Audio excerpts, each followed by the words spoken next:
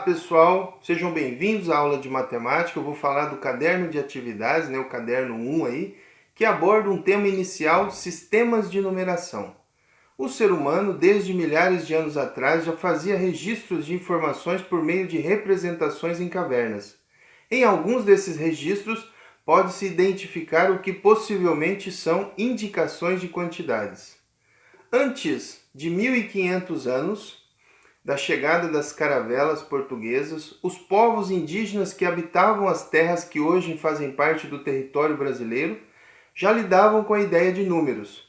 Alguns povos não registravam os números, mas expressavam certas quantidades oralmente e usando partes do corpo, como por exemplo os dedos.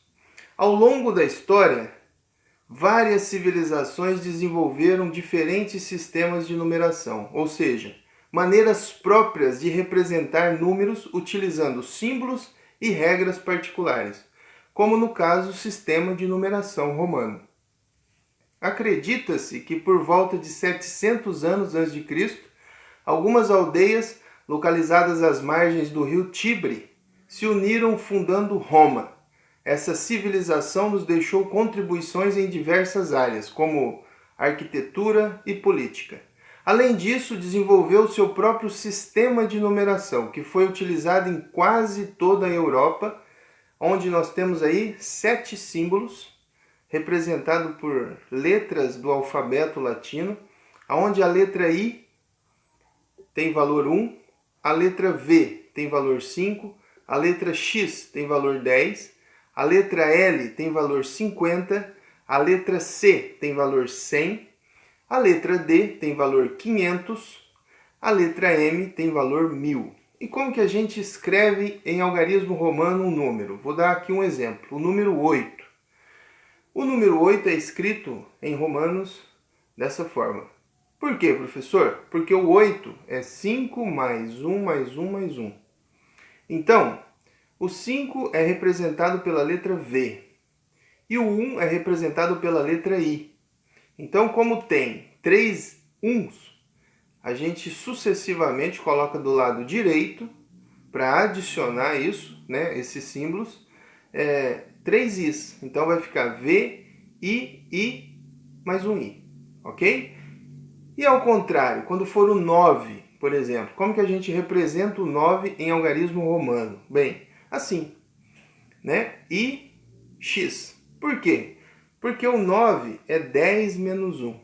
Toda vez que a gente subtrai, a gente tem que tirar o número, a gente coloca o símbolo de menor valor do lado esquerdo do símbolo de maior valor, tá certo? Então, para adicionar os símbolos de menor valor, a gente coloca do lado direito.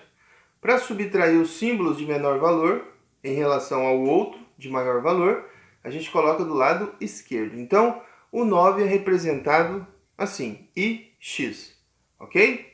Bem, depois nós temos o sistema de numeração decimal, que vimos aí.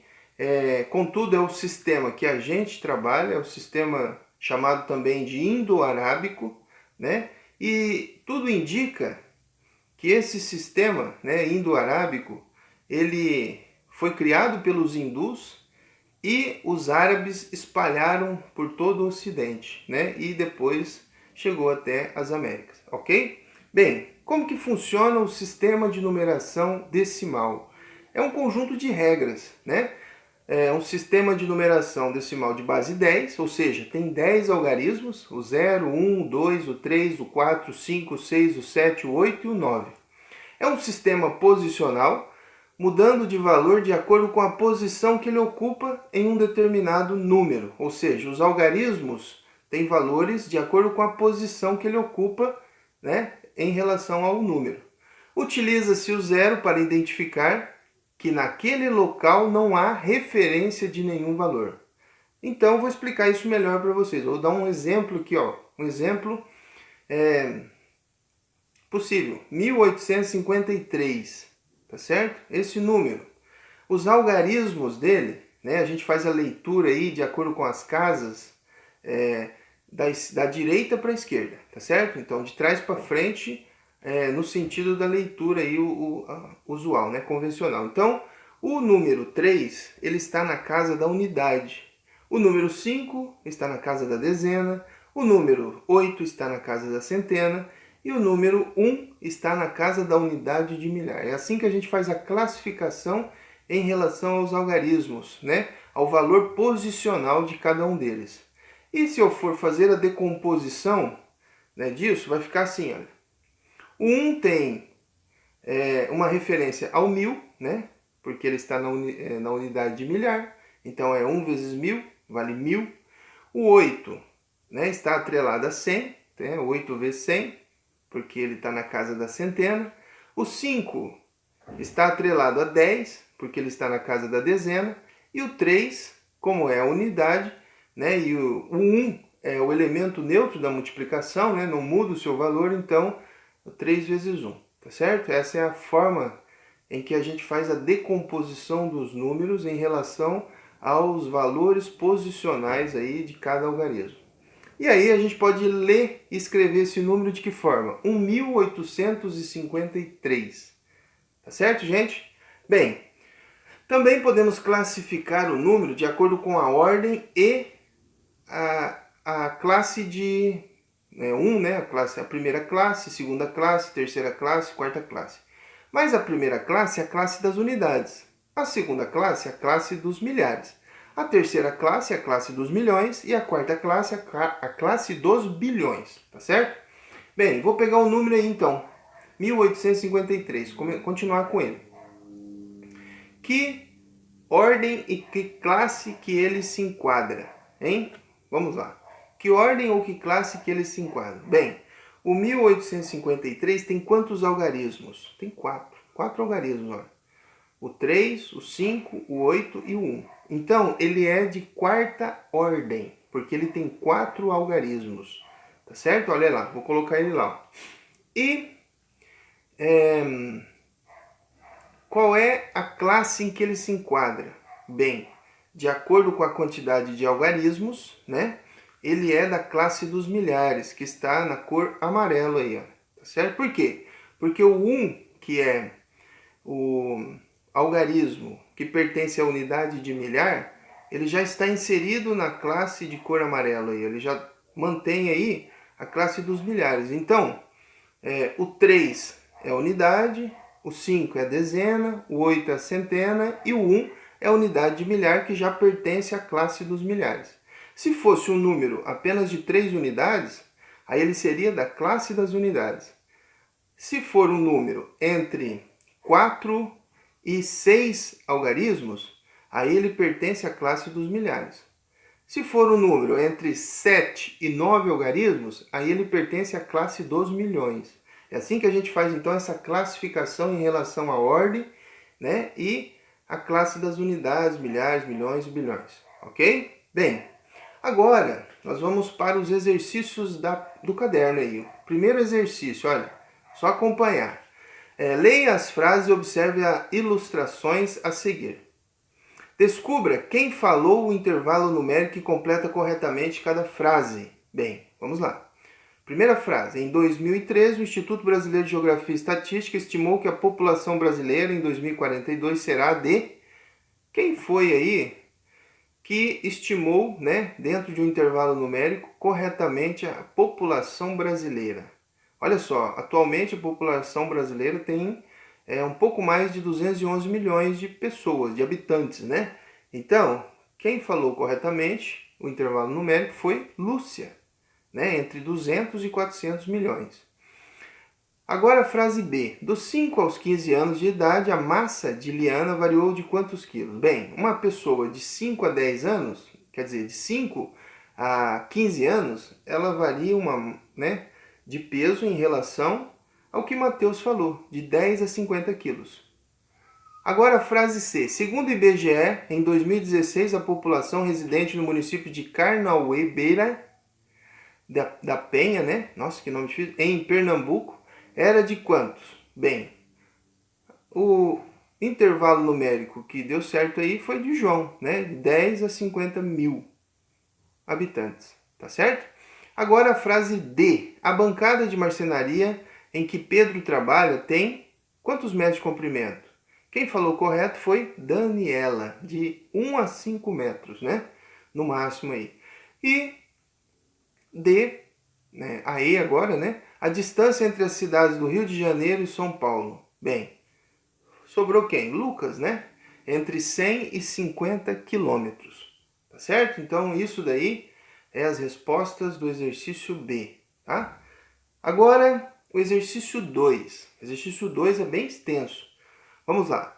Em alguns casos, para ficar evidente a variação entre duas ou mais quantidades, utilizamos gráficos nas representações de dados numéricos. Aí nós temos aí o gráfico, né? E a primeira pergunta é: qual o assunto tratado no gráfico? Assunto é o título do gráfico, né? Qual que é o título do gráfico? Estados brasileiros que mais produziram feijão em 2007. É isso daí a resposta. Agora B. Qual foi o estado brasileiro que mais produziu feijão em 2007? Bem, observando o gráfico aí, o estado brasileiro que mais produziu foi o Paraná. Quantas toneladas? Escreva por extenso. Então vamos observar aí, olha. Lá em cima na barra do Paraná tem a quantidade que ele produziu. 766.792 toneladas. Escrevemos aí por extenso então, ok? Agora vem a pergunta C. No ano de 2007, quais foram os estados brasileiros que produziram entre 200 a 400 toneladas de feijão? Vamos lá. Os estados que produziram entre 200 e 400 foi Goiás, quem mais? Bahia, quem mais? São Paulo, tá certo? Esses foram os 3 estados aí. Se você quiser escrever embaixo, pode, tá? Agora vem pergunta D. Olha aí, quantas perguntas nesse exercício, né? Bastante. Pergunta D. Quais foram os estados brasileiros que produziram mais de 400 mil toneladas de feijão em 2007? Então vamos lá. Olhando o gráfico, Minas Gerais e Paraná. Pergunta E. Na sucessão de números naturais, qual é o primeiro consecutivo dos números que representa a produção do Goiás? Então, se a gente observar lá a produção do Goiás, o sucessor dele, né, é 253.669. Agora F. Dos números indicados no mapa, quais estados apresentam números pares? Vamos lá, vamos pegar a produção aí que relaciona números pares. Quais foram os estados?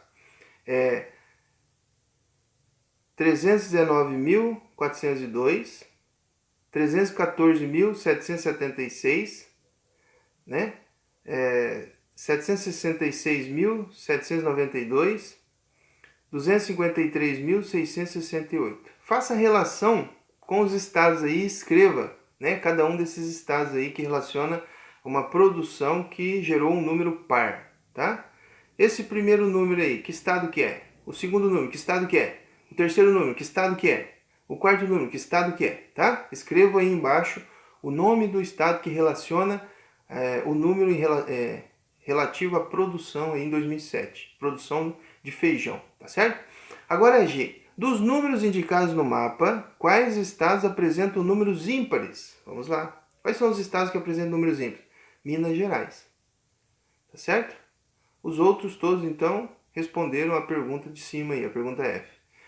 Agora, a pergunta H. Qual o sucessor e o antecessor do número que indica a produção do estado da Bahia? Vamos lá. Sucessor. A Bahia produziu, então, 319.402, né? 402 toneladas. O sucessor disso é 319.403. E o antecessor? 319.401, tá certo? O antecessor, 319.401, o sucessor, 319.403, beleza? Bem, gente, então é isso, tá? Essa é a nossa aula. Bons estudos aí para vocês e até a próxima. Valeu, tchau!